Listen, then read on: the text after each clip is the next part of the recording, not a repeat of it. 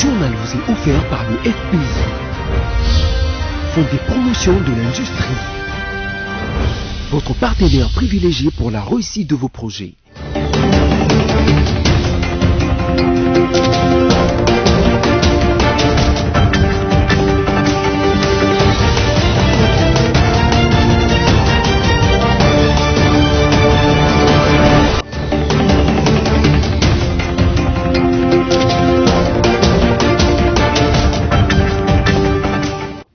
Tout le plaisir est pour nous de vous retrouver en ce week-end pour le journal rétrospectif dont voici le sommaire. Le président de l'Assemblée nationale, Christophe Mbosso Kodiampouanga, a au cours de cette semaine finissante condamné les actes de vandalisme perpétrés contre certaines églises catholiques dans les pays et aussi contre la résidence du cardinal Fridolin Ambongo. Et puis toujours au cours de cette semaine, le ministre des Sports, fraîchement rentré au pays, a procédé à la visite d'inspection de travaux des réfections du stade des Martyrs de la Pentecôte à Kinshasa.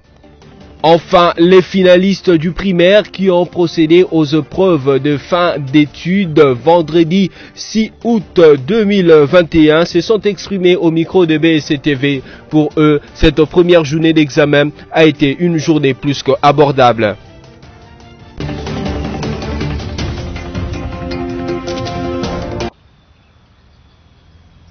Un groupe de 10 réunis autour du président de la République, Félix-Antoine Tshisekedi Tshilombo. Ces Émiratis, accompagnés du conseiller spécial du chef de l'État en matière de sécurité, François Béard, souhaitent établir une collaboration dans le domaine sécuritaire entre la République démocratique du Congo et leur pays, les Émirats arabes unis. Une coopération accrue pour faire face au terrorisme, a rassuré le major général Dr Ahmed Nasser Al-Raïssi, inspecteur général du ministère de l'Intérieur des Émirats arabes unis.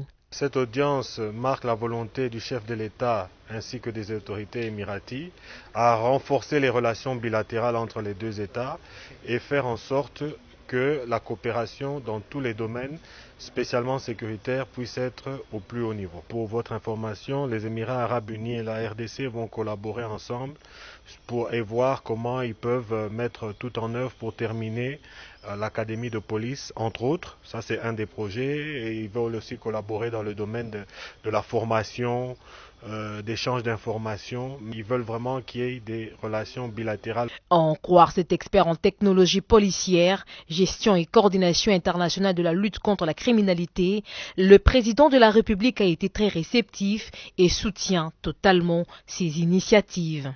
Cette séance de travail marque peut-être le début d'une collaboration entre les Émirats arabes unis et la République démocratique du Congo, essentiellement dans les domaines d'échange d'informations bilatérales au niveau sécuritaire.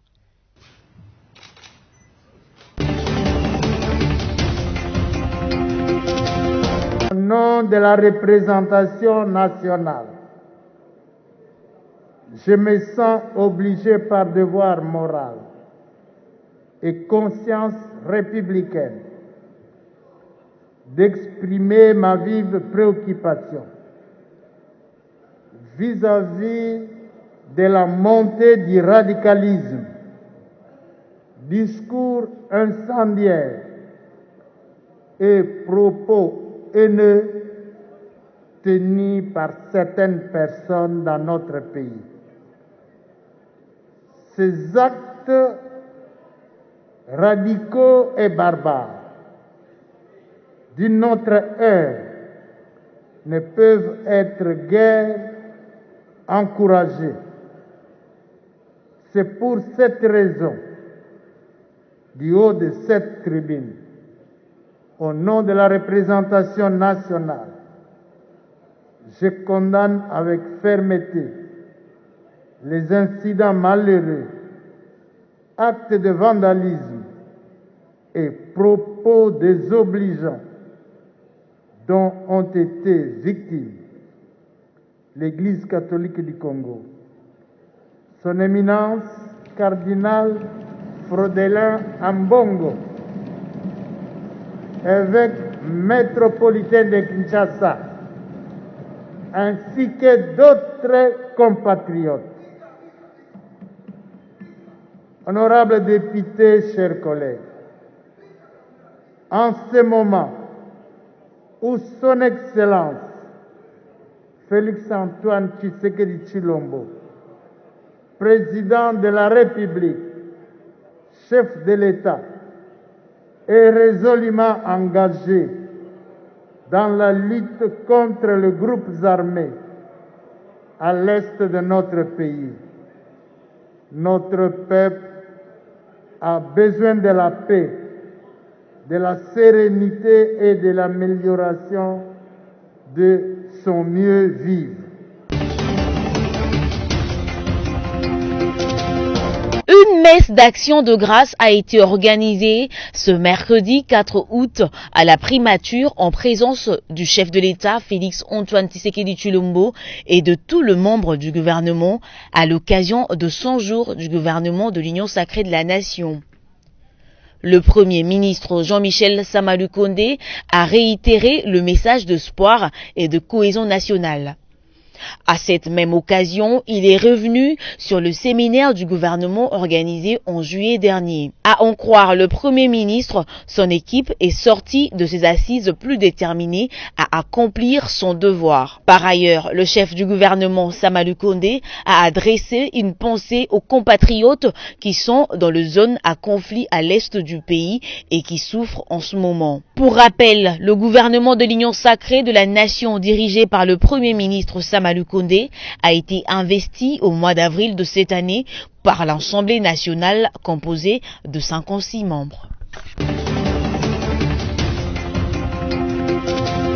Par rapport à l'accusation de la politisation de l'Église, je crois que c'est la mauvaise volonté parce qu'on s'est déjà expliqué plusieurs fois là-dessus. Ce que le cardinal, l'Église fait aujourd'hui, c'est ce qu'elle a toujours fait hier. Ce que le cardinal dénonce aujourd'hui, c'est ce que le cardinal Manoula a dénoncé. C'est ce que le cardinal Monsen ou que certains ont diabolisé et puis ils ont canonisé. Donc c'est la continuité. Et Tchao, la même chose.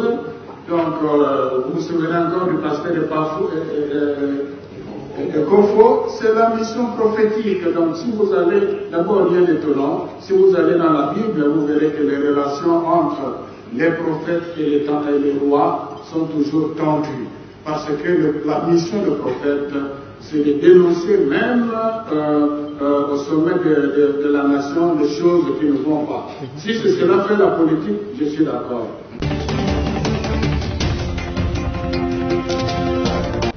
Le travail a été bel et bien réalisé. Nous venons de l'achever. Comme vous savez, ce travail nous a été confié par l'Assemblée nationale conformément à la loi de la République démocratique du Congo. Nous avons réalisé ce travail et il est tout à fait normal que nous puissions réserver la primeur des conclusions de ce travail à l'institution qui nous a chargés d'accomplir cette tâche. C'est à la cathédrale Notre-Dame du Congo de Lingwala que s'est tenue la messe de commémoration des victimes du génocide en République démocratique du Congo depuis le 2 août 1938. C'est ce lundi de l'année 2021 à 15h tapante locale que le leader de l'Amouka ont fait leur entrée, accompagnés de quelques partisans des différents partis politiques membres de ce regroupement. Le prêtre prenant la parole dans son homélie tirée de l'évangile des Jean a exhorté l'assistance à être solidaire, non seulement envers les vivants, mais aussi à l'endroit des morts. Pour lui, l'initiative de cette messe est louable car elle interpelle sur la justice à l'égard de ces morts. Enfin, il a conclu son homélie en insistant sur la vérité et que le Seigneur leur accorde justice. De son côté, Seth Kikuni, acteur politique, ancien candidat au présidentiel de 2018, prenant part à cette messe, a demandé qu'un tribunal soit mis en place. Nous sommes d'abord tristes et nous sommes venus nous rappeler et prier pour nos morts. On parle de millions de morts, ce pas une blague. Et c'est inacceptable que l'on ne puisse pas avoir une journée pendant l'année pour penser à ces morts. C'est vrai que nos dirigeants ont oublié, ils ont choisi de fraterniser avec les bourreaux, avec ceux-là qui ont tué nos frères et sœurs. Mais notre message aujourd'hui consiste simplement à dire qu'un génocide oublié est un génocide condamné à se répéter. Nous sommes là pour dire plus jamais ça, qu'un tribunal puisse être érigé pour que justice soit faite, et pour les victimes, et pour les proches des victimes encore. Notez que depuis le 2 août 1938, que ces différentes phases de génocide congolais ont commencé. Depuis, la RDC a enregistré plus de 6 millions de morts. C'est un ouf de soulagement pour les honorables de la Craie Blanche. Nous sommes à l'enceinte de l'Institut Mokengeli, dans la commune de Lemba. C'est ici qu'a eu lieu la cérémonie de la remise symbolique des enveloppes indiquant le début de cette opération en présence du ministre des tutelles, le professeur Tony Mwaba, accompagné de la vice-ministre Aminata Namassia et la secrétaire générale AI Christine Jacques Odia. Les retraités se sont exprimés par le truchement de Jean Lusakivana, doyen retraité âgé de 87 ans, qui a plus de 66 ans de profession. Vous n'allez pas nous oublier, vous n'allez pas nous jeter dans les poubelles. Nous sommes là pour vivre, nous devons vivre en tant que retraités. Sinon alors, c'est la mort. Ainsi, je vous demande, monsieur le ministre, de penser à nous, d'arranger un peu quelque chose de consistant qui peut nous faire vivre jusqu'à notre mort. Et nous ne savons pas, cette retraite, quand la fonction publique va faire sortir ses agents, si nous serons pris en compte, nous ignorons. Ainsi, monsieur le ministre, je n'ai pas beaucoup à vous dire parce qu'on m'a pris à pied ici. Je vous remercie. Prenant la parole, le ministre Tony Mwaba a d'abord réaffirmé sa vive volonté d'accompagner la vision du chef de l'État qui fait de l'éducation son cheval de bataille et priorité. Des priorités. Le ministère de l'enseignement primaire, secondaire et technique s'inscrit une fois de plus par cette courageuse initiative dans la vision chère au président de la République et chef de l'État, son Excellence Félix Antoine Tshisekedi Tshilombo, à qui je rends mes hommages les plus déférents, qui accorde une attention soutenue aux problèmes qui gangrènent notre système éducatif et pour qui l'éducation et l'instruction de nos enfants constituent l'une des priorités dans les missions qu'il a assignées au gouvernement de la République. Ensuite, il a insisté que les indemnités des fins de carrière qui sont payées sont fruits des frais propres du ministère qu'il dirige.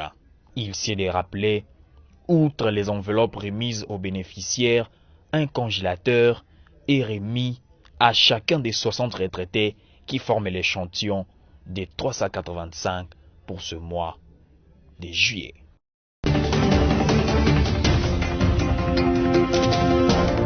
Les travaux de réhabilitation du stade de Martyrs de la Pentecôte avancent à grands pas. Nous y avons fait une descente afin de nous rendre compte de son effectivité. Ces propos sont ceux du ministre des Sports Serge Nkonde qui, à peine revenu de Tokyo, a visité jeudi 5 août le stade de Martyrs de la Pentecôte où s'effectuent les 10 travaux. Ces travaux consistent en l'installation de 20 000 nouveaux sièges, au renforcement de l'éclairage, à la rénovation des vestiaires et au remplacement de l'ancien gazon artificiel par un nouveau. L'entreprise chargée d'exécuter ces travaux de réfection met les bouchées doubles, conditionnées par l'urgence du temps, dans la mesure où les Léopards doivent y disputer déjà à ce mois de septembre leur match de la première journée des éliminatoires de la Coupe du Monde 2022. C'est en personne, nous les rappelons, que le patron du sport congolais avait lancé le vendredi 16 juillet dernier ses travaux sur demande expresse du chef de l'État. Situé sur l'avenue de la démocratie dans la commune de Kinshasa, le stade de martyrs de la Pentecôte, à l'origine baptisé stade Kamagnola, nom qu'il a porté de 1994 à 1997, a été inauguré le 14 septembre 1994. Sa construction a coûté 38 millions de dollars américains et il a une capacité de 80 000 places. Les Congolais ont été habitués avant cet épisode à plusieurs travaux de réhabilitation des stades qui, même s'ils ont coûté au trésor public plusieurs millions de dollars américains les 10 dernières années, n'ont pas apporté une rénovation valable ou palpable, en sorte que la FECOFA n'a cessé de recevoir des ultimatums de la CAF et de la FIFA, menaçant de fermer ces stades. Présents sur la liste noire des édifices qui n'accueilleront pas les compétitions de la CAF et de la FIFA, attendons voir si les travaux qui s'y font pèseront sur la balance, parce que le stade demande un profond réaménagement, surtout comme la RDC n'a plus qu'un mois pour mettre son plus grand stade au niveau requis. Halte donc aux réhabilitations de façades qui ne rencontrent aucune norme de viabilité. Sur les rails, les mesures contre la Covid, c'est une mesure sanitaire. Les gens doivent porter les masques. On ne porte pas les masques pour les policiers, on porte les masques pour soi-même. C'est pour votre santé. Portez les masques, il ne faut pas attendre que la police vienne pour commencer à porter les masques. Vous avez votre masque porté, il ne faut pas défier la police.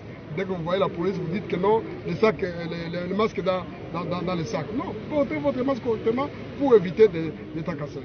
Les policiers vont faire le travail, ils seront courtois, mais ils seront fermes. On ne va pas baisser les bras. Concernant la pandémie, nous devons faire tout pour que la propagation soit vraiment indiquée. La police population qui est police, il y a police la bango, il y a police la police à proximité. Et tout le monde aussi quand makambo ya rapprochement de la population. Baba vie oyo makambo aller les kiwana ya ba policier ko beta masasi pa pamba. Oyo mosusu akangamaki, mosusu akini bakangi baninga na bango. Batika justice comme ça musala. Babuma mabe bazanga tela makambo yoso. C'est des hommes de façon policier ba ke bomo ya moto ezali c'est que baso makango te. Ata za na milliard boni okoso mabomo ya moto te. Okoba moto pona ni. Okoba moto soki bandi alinga beta masasi balinga beta population masasi ndio beta masasi. Beta masasi pas vraiment te. Mingi za ba commandant de baza la base bazo ko zo bato baza formé te. Oto bengi rythme licite. Manquer des agents en cours, bamusu bakini, bamusu bakangami, bamusu la confiance. Donc au fur et à mesure, de façon confiance aux alaki entre les la bango et zongo. Pour ce qui peut la bango, baza la botos, batos la police, on masque non malam. La masque correctement. Quand tu as un sac, tu as un police, on dit non, ils ont un cadre de sac, non, la tango. Là tu as un tango pour la santé là, là tu as la police. C'est ngeli kotos. Kotos samibeko, ça biso juste ko tambola alima. Merci.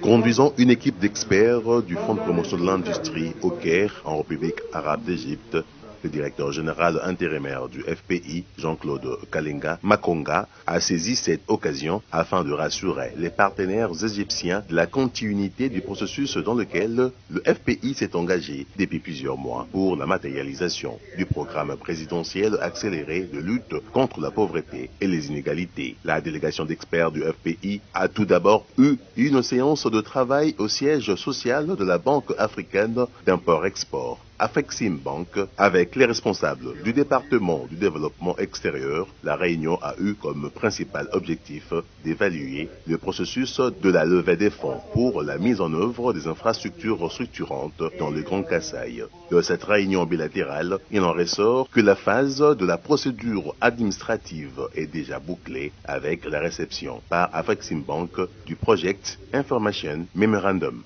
Séance tenante, le directeur du département du développement extérieur, Madame Oluranti Doherty, a rassuré le directeur général intérimaire Jean-Claude Kalenga de sa détermination à accompagner le FPI dans la réalisation de ces grands projets structurants. Motif de satisfaction pour le FPI qui annonce les débuts des travaux dans un futur très proche.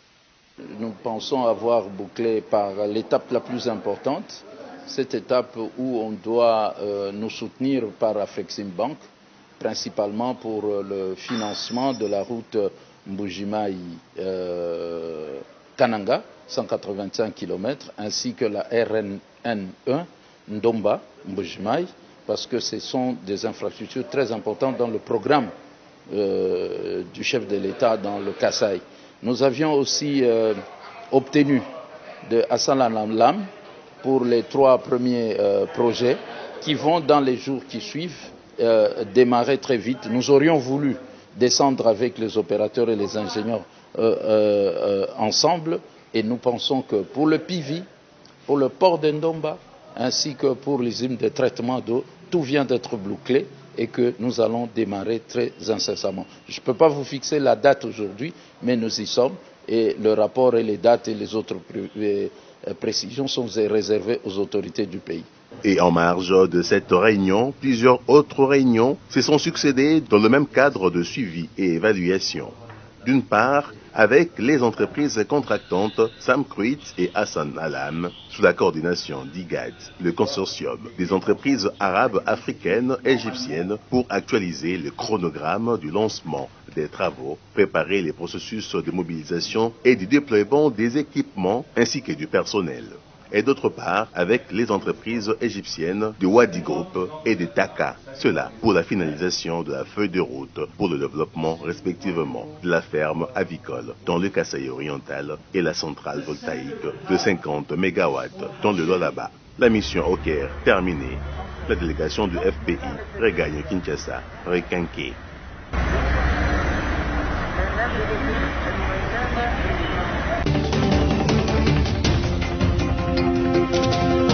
Les TENAFEP, c'était pas très difficile, c'était facile. Grâce aux professeurs, ils nous ont enseigné, ils nous ont préparé avant les TENAFEP. En gros, le TENAFEP, c'était vraiment facile. J'imaginais pas que ça allait être dur comme j'imaginais. C'est tout ce que j'avais à dire. Facile parce que je m'étais préparé déjà depuis hier. En plus, on révise avec maman. Donc pour moi, c'était facile. 2 boutiques et magasins n'ont pas ouvert. C'est après la mort d'un étudiant congolais en Inde. Cela a suscité de représailles à Kinshasa, particulièrement au Grand Marché et à l'UPN. 2 jeunes se sont attaqués au magasin indien. Quelques vendeurs trouvés sur place ont donné de la voix face à cette situation. Oui, tout ça déjà deuxième journée la biso yangoyo. C'est notre 2e journée aujourd'hui. Nous ne travaillons pas. Nous sommes dehors. Et puis personne n'a chassé les Indiens, ni les a suivis. Eux-mêmes ne viennent pas. Nous les attendons pour travailler parce que nous n'avons aucun problème avec eux.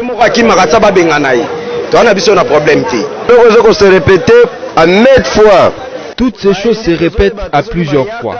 Les Indiens, nous ne savons pas ce qu'ils sont venus faire ici. C'est pour le trafic ou bien pour vendre.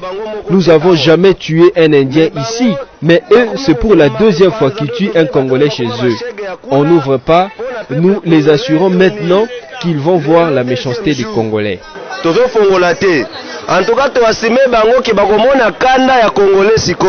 En outre, ce commerçant demande l'implication personnelle du gouverneur de la ville et celui du ministre du Travail. Nous demandons à la ministre du Travail qu'elle ne vienne pas avec les idéologies de l'ex-ministre Néné Koulou, qu'elle suit plutôt Marie-Ange Lukiana.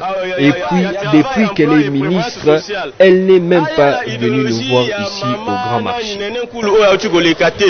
Maman Ange Lukiana aya abongisa quand même makamuna 2007-2008. Signalons que ces tensions se sont produites à Lupen, dans la commune de Ngaliema, suite au décès de cet étudiant congolais âgé de 27 ans et serait mort d'une crise cardiaque quelques heures après avoir été entamé au poste de la police. C'est au siège de l'Alliance des démocrates fatistes, ADEFAT en sigle, que s'est tenue la conférence débat sur la femme et la gestion. Conférence organisée par cette structure en collaboration avec la Synergie des femmes dans le cadre de la Journée internationale de la femme africaine, le samedi 31 juillet 2021.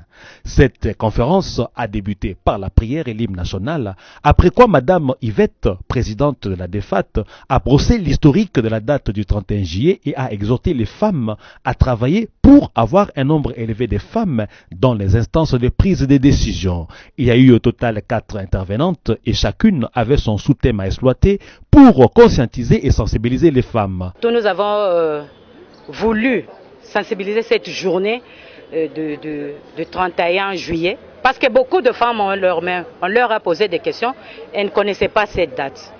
Les femmes ne font que privilégier le 8 mars, mais le 31 juillet, elles oublient. La femme peut changer ce monde que vous voyez. Ça ne date pas d'aujourd'hui. Même dans la Bible, ça existait. Il y a Déborah qui était juge en Israël. À ce temps-là, personne ne croyait que pour diriger tout un peuple, ce n'est qu'un homme. Mais Déborah l'a fait. Il y a Ellen Johnson qui a dirigé le Libéria, et ça a été. Pourquoi pas nous autres? Nous ne pouvons que leur emboîter les pas. Madame Yvette a martelé à l'adresse des femmes du monde sur la participation au gouvernement, les interpellant à ne pas se sous-estimer. On a beaucoup spéculé sur le taux ou le faible taux de représentativité de la femme dans les institutions. Mais aujourd'hui, nous avons eu quand même une matinée pour expliquer aux femmes, pour chercher d'abord de comprendre ou de connaître pourquoi ce faible taux et qu'est-ce qu'il faut pour y remédier. Aujourd'hui, on a partagé avec les mamans, on a conscientisé les mamans. Les mamans ont beaucoup de valeurs, les valeurs innées que les hommes n'ont pas. Mais ces valeurs s'endorment. C'est pourquoi on a essayé un peu de réveiller, de stimuler la femme pour qu'à la longue, la femme puisse faire quelque chose et que le monde entier puisse sentir que la femme est là. Il y a le changement, il y a le développement. Par ailleurs, a-t-il été élucidé, la femme a toutes les capacités et tous les potentiels pour travailler comme un homme en vue de la réussite de son foyer et dans son entourage.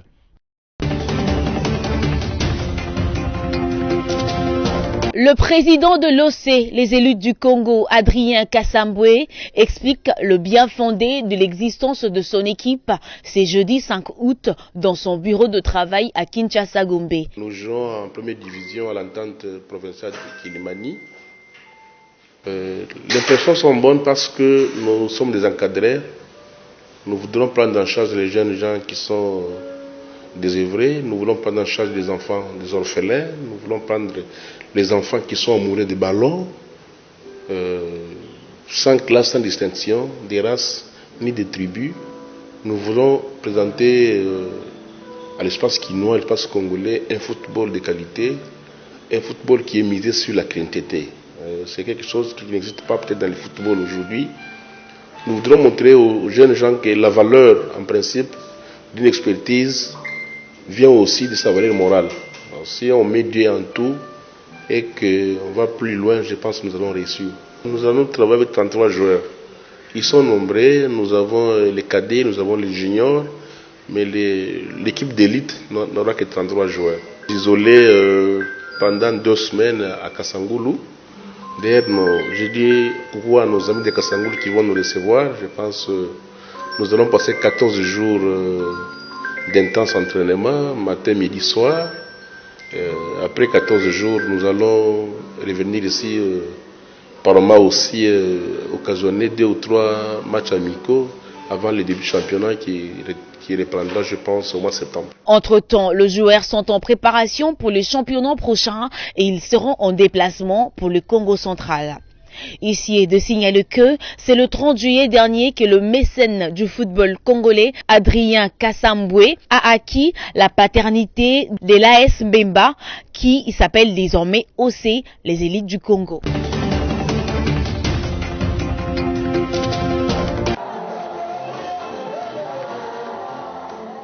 L'église Mission des Ambassadeurs pour Christ, MAC en sigle, a remercié Dieu dimanche 1er août pour la clôture de ces 5 grandes journées du séminaire sur l'enlèvement de l'église.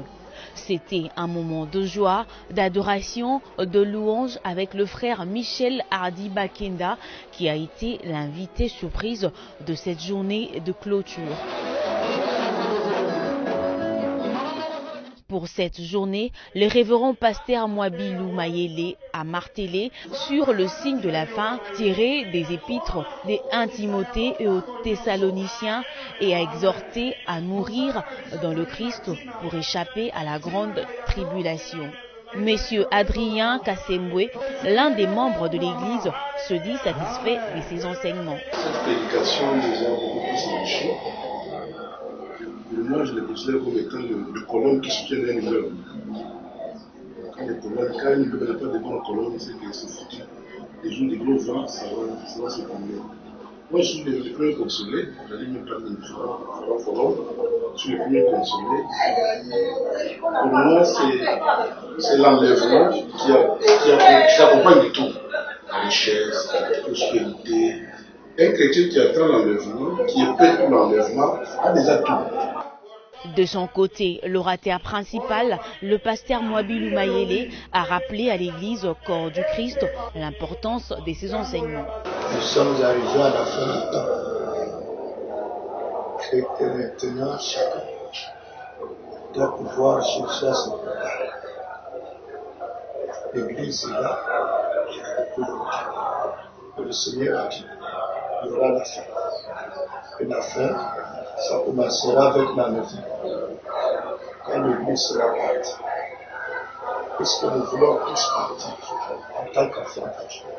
Ce que je peux conseiller, c'est que chacun travaille pour qu'il soit disposé à être enlevé ce jour. Parce qu'il ne faut pas avoir fait 30-40 ans dans l'église et ne pas être enlevé. Parce que c'est un problème. Donc, nous sommes arrivés à la fin du temps.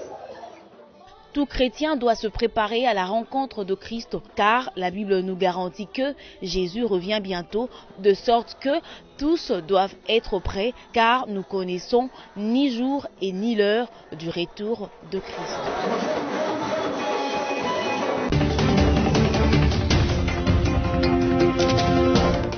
Place à présent au rappel de principaux titres.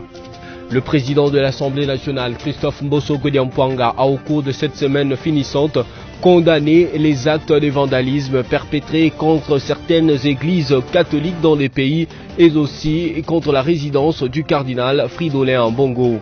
Et puis toujours au cours de cette semaine, le ministre des Sports, fraîchement rentré au pays, a procédé à la visite d'inspection de travaux de réfection du stade des Martyrs de la Pentecôte à Kinshasa.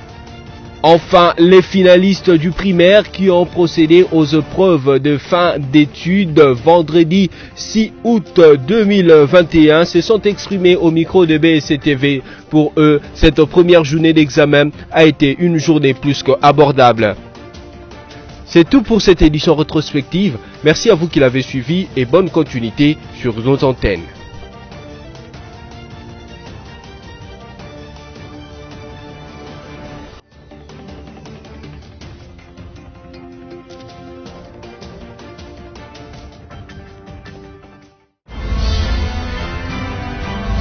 Ce journal vous a été offert par le FPI, Fonds des promotions de l'industrie, votre partenaire privilégié pour la réussite de vos projets.